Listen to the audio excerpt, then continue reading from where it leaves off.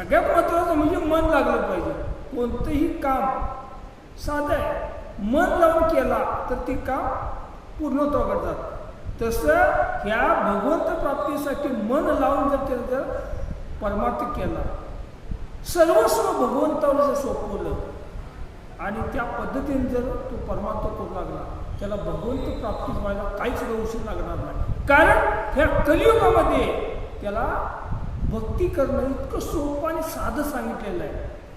बघा, पाठिंबाच्या योगामध्ये कसं होतं, यज्ञ करणं आणि बऱ्याच गोष्टी खडतर होत्या. पण आता खडतर काय नाही, आता फक्त रामकृष्ण हरीचा जप घ्यामध्ये आला आहे. मुखामध्ये रामकृष्ण तुम्ही काम करत करत तुम्ही करू शकताय. तर रामकृष्ण हरी जर तुम्ही जर जप केला तर भगवंत प्राप्तीकडे तुम्हाला कोणी आणू शकणार नाही. कारण मुखामध्ये नाम आणि हातामध्ये काम, काहीच अडचण नाही.